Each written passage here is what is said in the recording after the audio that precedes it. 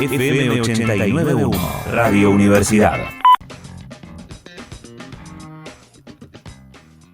5:25 de la tarde, y uno de los temas del día, por supuesto, es que Israel citó al embajador argentino tras el voto en la ONU del gobierno de Alberto Fernández. La Argentina votó a favor de investigar las violaciones de derechos humanos en la Franja de Gaza. Para echar un poquito más de luz sobre esto, vamos a hablar con Oscar Laborde. Él es diputado del Parla Sur y presidente del Observatorio de la Democracia. ¿Qué tal, Oscar? Gracias por atendernos. Buenas tardes. Guille Toibero y Jorge Chamorra los saludan. ¿Qué tal? Buenas tardes a la mesa. ¿Cómo están? Bien, bien. ¿Usted cómo anda? Bien, por suerte, muy bien. Bueno. ¿Qué le merece lo que sucedió hoy?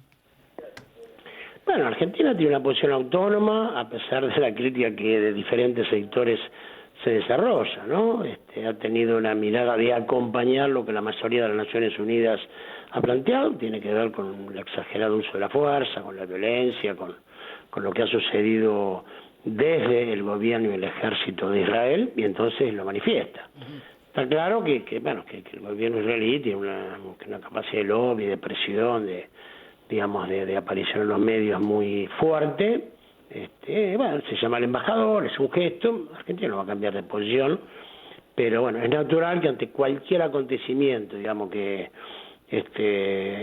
afecte, que no le guste al Estado de Israel, actúan de esta forma. El problema está que, es conocido de que efectivamente en esa zona está muy extendido la instalación de poblaciones en lugares que no corresponden, por un lado, y por otro lado la agresión, que permanentemente sufren los palestinos y los árabes que están en esa zona, ¿no? Absolutamente desmesurada. Ante una acción se produce una desproporción. Consideremos que las Naciones Unidas, de eso estamos hablando, en su momento, en el año 49, había planteado la idea de que existan dos estados, el Estado palestino y el Estado israelí. Permanentemente la conducción de Israel se ha negado a eso, no solamente que lo ha impedido, sino que además ha avanzado sobre el poco espacio que le fue quedando a los palestinos en la constitución de un Estado, ¿no? Y eso es la génesis del problema. La génesis del problema es que Israel no se quiere sentar a hablar, de buena fe en no solamente a un acuerdo de paz, sino una redistribución de las tierras en base a lo acordado por las Naciones Unidas, argumentando, que necesita un espacio vital, que tiene temor de ser agredido. Lo concreto es que los palestinos no tienen paz ni tienen territorio y permanentemente usan ese tipo de, de represalias desmedidas, y eso es lo que ha dicho el gobierno argentino, que es eso, es una desproporción y que hay que tomar medidas. Hoy Alberto Fernández dijo también que no creo que el voto de la Argentina de la ONU afecte la negociación con el Club de París y el Fondo Monetario Internacional. ¿Tuvo alguna presión ya Alberto Fernández con respecto a esto?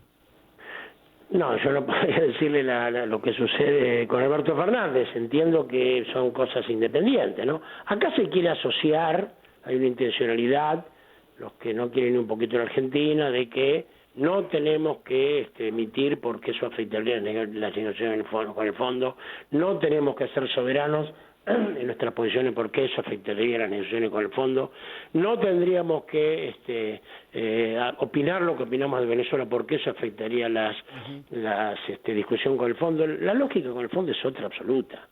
A ver si el fondo nos va a regalar intereses por las declaraciones que hagamos nosotros o no.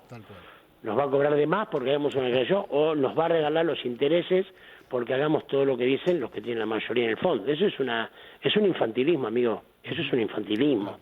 Eso es no conocer la lógica en el fondo ni de las altas finanzas.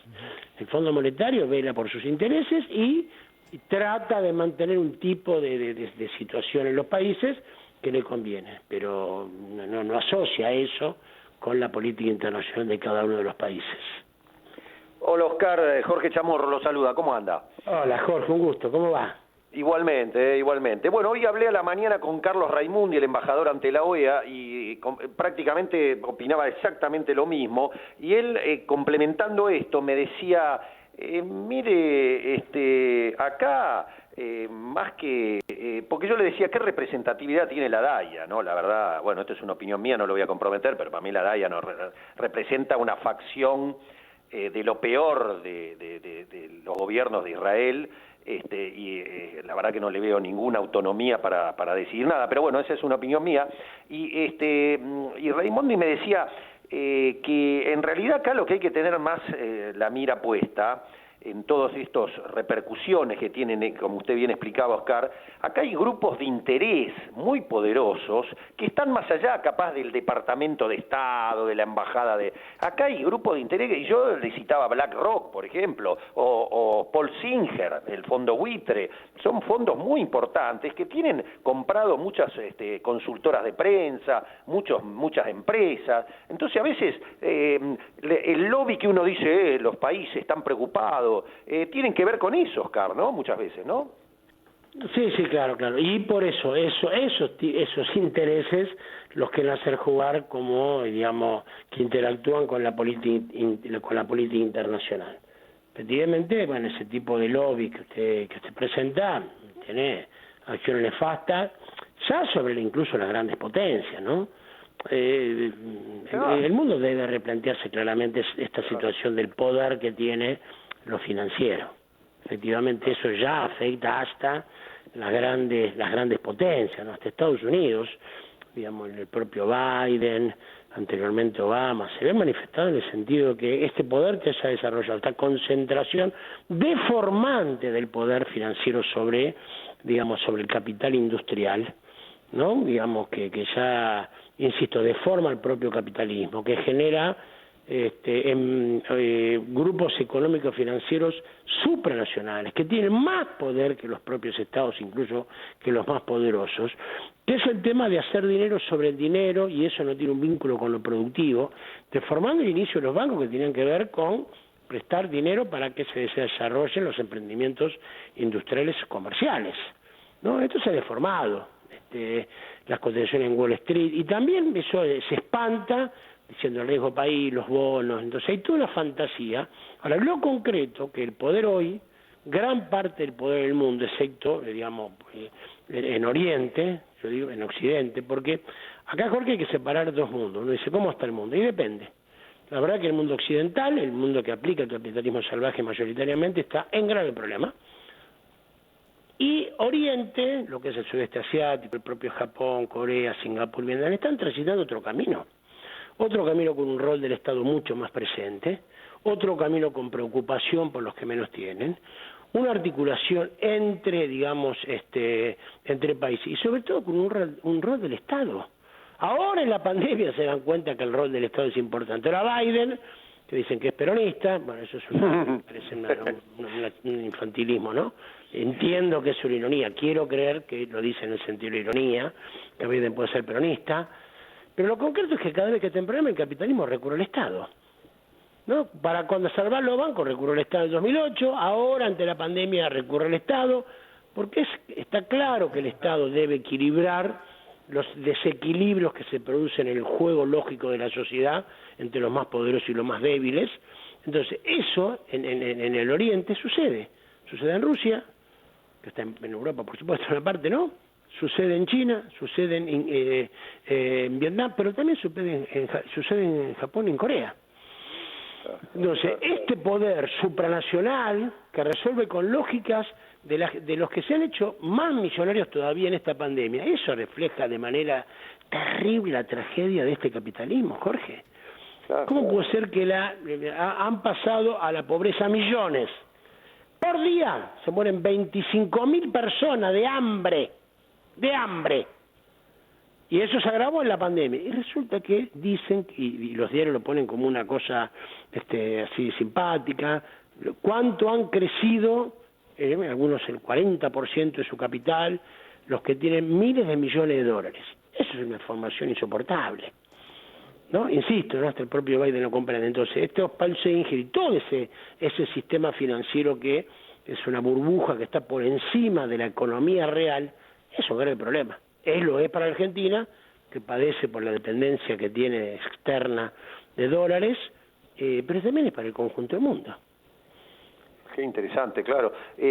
Acá en la región, como gran observador que es usted, Oscar, Bolsonaro, Duque en Colombia, hasta me atrevo a decir Piñera en Chile, son representantes de eso y se puede entender de que están llegando a su fin con esas políticas.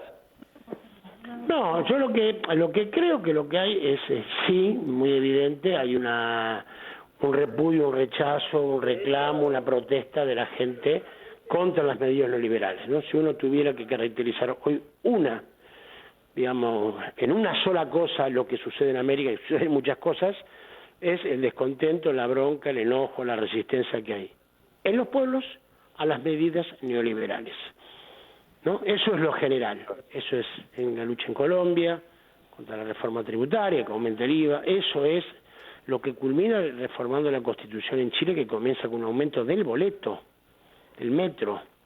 Eso es en Ecuador, estallidos por el aumento de la gasolina, eso es en Brasil, repudiando las acciones de Bolsonaro. Entonces, hoy la regla es el descontento popular que hay contra las medidas neoliberales, claro, agravadas en la pandemia, pero que ya venían de antes, ¿no? Porque en agosto del 2019, en octubre del 2019 en Ecuador primero y en Chile después es cuando empiezan a darse estas reacciones populares que yo describo.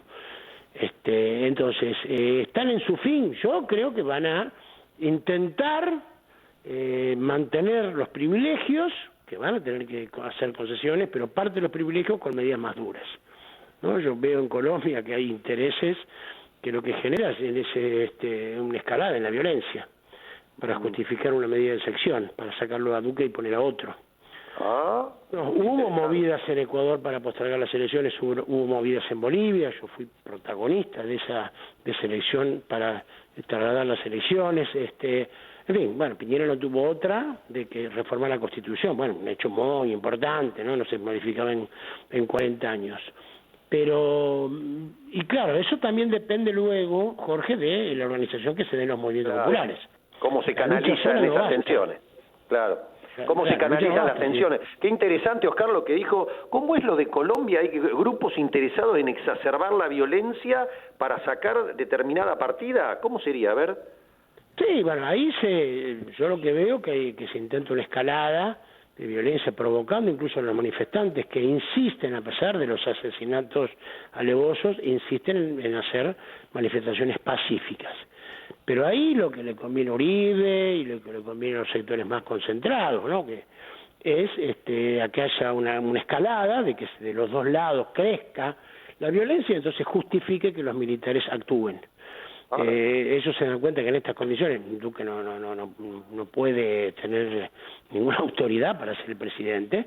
Las manifestaciones continúan porque lo están reclamando que efectivamente se tomen medidas de fondo más allá de retirar la reforma tributaria. Pero también en Brasil está esa tentación, Jorge. Uno, digamos, a veces se le nota mucho a Bolsonaro que lo que quisiera es directamente, y a veces se le ha escapado o lo ha adelantado, ¿no? Cuando dice, bueno, hay que darle más poder a los militares, vuelve ese peligro, esa tentación, es una situación, digamos, que vuelve. Así que hay que estar muy atentos con eso, porque la democracia sigue siendo, en estos años, la posibilidad que tienen los movimientos populares de acceder al gobierno. Más allá de que haya proscripciones, que proscriban a candidatos como Correa, como Evo, que persigan, que apresen, y lo único que le queda al movimiento popular es presentarse elecciones. Lamentablemente Lula tuvo que pagar con 1 año y medio de cárcel, esa proscripción llevada al extremo que se lo encarceló, ahora puede volver a ganar, pero bueno, tuvo que pagar con la cárcel esa proscripción. Es tan fuerte el reclamo que hay para que haya gobiernos populares que, bueno, se puede volver a ser presidente Lula, ¿no? Oscar, y por ejemplo acá en Argentina, que hay un gobierno popular, por suerte, pero también tenemos desde otro sector personas que, por ejemplo, quieren proponer para las próximas elecciones comunismo o libertad. Bueno, la derecha se ha radicalizado, ¿no? Se da cuenta ya que con las medidas tibias no va y está convocando a lo peor de las sociedades, ¿no? Como los hombres, que tenemos cosas buenas y cosas malas cada uno de nosotros, las sociedades es lo mismo, Lo que hace, a ver, Marie Le Pen en Francia, lo que hace Trump en los Estados Unidos, lo que hace Bolsonaro, lo que hace Vox en España, es esa idea de sacar lo peor, ¿no? De decir descaradamente los que son homofóbicos, racistas, supremacías blancas y demás, ¿no? Entonces hay una parte de la derecha que quiere hacer eso, jugando con la muerte, porque es muy evidente que una parte de la derecha lo que quiere es que haya muchos muertos para desestabilizar el gobierno. Yo nunca vi, le digo una locura semejante, ¿no? Nunca vi una derecha que está claramente jugando a que haya muchos muertos para tener razón y debilitar el gobierno. Nunca vi. Jugando a que se contagien. Porque en el caso de Bolsonaro, si uno, digamos, hasta podría pensar, yo escuché el argumento del senador Humberto Costa, de que estaría buscando Bolsonaro desde el comienzo lo que llama la inmunidad del rebaño. ¿No? Él sostenía con la gripeciña una cosa demencial, pero tenía en definitiva la idea, que hay una teoría, ustedes saben, con esa idea que si se contagian muchos, si se mueren algunos, después todos quedan inmunizados, ¿no? Lo que se conoce por la inmunidad del rebaño. Entonces Bolsonaro, se está discutiendo eso en el Senado brasileño, estaba buscando y lo sigue haciendo esa idea de la inmunidad del rebaño. Bueno, habrá una cantidad de muertos, pero luego, cuando se generaliza la enfermedad, colectivamente el rebaño toma anticuerpos y se curan. Ahora, en el caso de Patricia Bullrich y compañía, lo que quiere es que haya muertos para que se desprestige Alberto Fernández y convoca entonces a concentraciones y convoca a las clases presenciales y convoca a no usar barbijo con una actitud criminal, ¿no? Y se le ha escuchado decir, bueno, cuando haya 100.000 muertos estos se caen solos. Sí.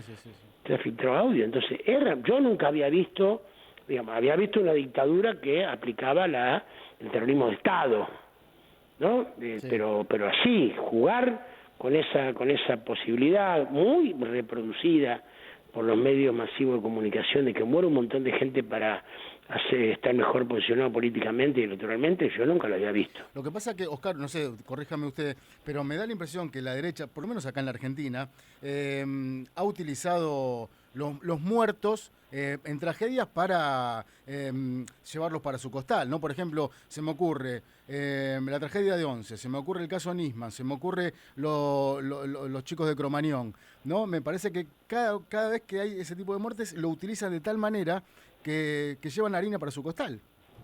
Eso es así, pero el escalón que subió la derecha ahora es no aprovecharse de esos muertos, sino provocar a que haya muertos. Claro, tal cual. Es otra cosa, es decir, bueno, murió un montón de gente, la culpa la tiene el gobierno, qué mal que está eso, pero bueno, murieron un montón de pibes en Cromañón, la culpa la tiene Ibarra, qué mal que está eso ahora. Generar las acciones para que haya muertos y luego endilgárselo al gobierno es de una gravedad superior a hacer política con los muertos, que ya de por sí, como usted dice, es malo. Yo creo que esto es peor aún, ¿no? Claro, peor aún. Tal cual. La última que le hago, no sé, Jorge, vos que te quedaste con alguna pregunta. No, yo de Oscar lo tendría una hora hablando, pero es un placer. Es un placer, además me queda lo de Pepín. Eso, quería preguntarle vos, quería que me redondee. No, dale. Dale. Simplemente quería una reflexión. Está muy callado todo, ¿no? Lo de Pepín, no habría que hacer un poquito más de ruido porque me da la impresión que, no digo que estén tapando todo, pero habría que acelerar los trámites, ¿no? Para la extradición. Pepín, en un sentido, es una demostración del macrismo, del macrismo más evidente, ¿no? Después está el macrismo disimulado, el macrismo maquillado, el macrismo justificado por los medios. Me parece que Pepín es el macrismo en su estado puro, ¿no? Tramposo, para perseguir a opositores, tratando de quedarse con los bienes de los opositores, de los perseguidos, porque que es una práctica de los nazis con los judíos y de los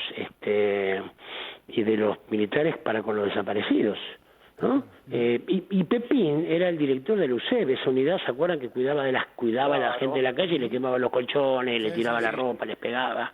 Ese Pepín. A nosotros, bueno, nos amenazaba, nos insultaba, era un hombre muy exuberante. Bueno, esa misma valentía ahora se transforma en cobardía, en huir a una indagatoria, que es el primer acto de derecho que tiene un acusado, es ir y defenderse a él personalmente.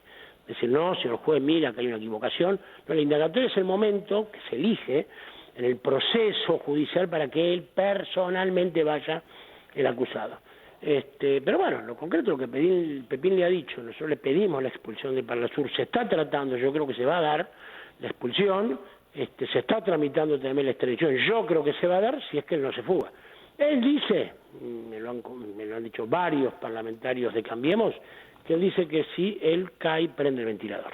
Claro. Si él le suelta la mano, prende el ventilador. Y eso es, en definitiva, es el macrismo. Es Macri espiando a su cuñado, es estafando a su hermano, es aprovechándose para producir posibles ganancias posteriores y vender las empresas de él, ¿no? Es echarle la culpa siempre al otro, ¿no? Y guarda, a mí me parece que hay una equivocación en hacerlo ver a él como domador de reposera y esa cosa que es un vago. No, él es un psicópata que sabe muy bien las cosas que hace. Entonces esa imagen medio de descuidado y de vago, no es así. Él es un activo militante con las cosas que le conviene porque así se enriqueció antes del Estado, con todas sus empresas y su familia, y durante y mucho más cuando él estaba a cargo del Estado, ¿no? Como jefe del Ejecutivo. Tal cual. Entonces Pepín es eso. Pepín, si excepto que se fugue, Pepín va a estar acá y va a ir preso. Tiene que ir preso porque la prisión preventiva sí le cabría a él muy bien, porque la prisión preventiva se hace cuando hay temor de fuga, y en el caso de Pepín, bueno, ya hay un antecedente que se profugó, ¿no? Pero bueno, yo creo que más temprano que tarde va a estar, excepto que él se fugue y que haya colaboración para que se fugue directamente desde Uruguay, no ya de Argentina. Claro. Ah, bien. Oscar, te agradecemos muchísimo el tiempo, muy didáctico, y la verdad que, como dice Jorge, un placer y estaríamos horas hablando. Te mando un abrazo grande. Bueno, que tengamos buenas tardes. Oscar Laborde, diputado del Parlasur y presidente del Observatorio de la Democracia. Desde la Universidad Nacional de La Matanza, Radio Universidad FM 89.1. Siempre cerca.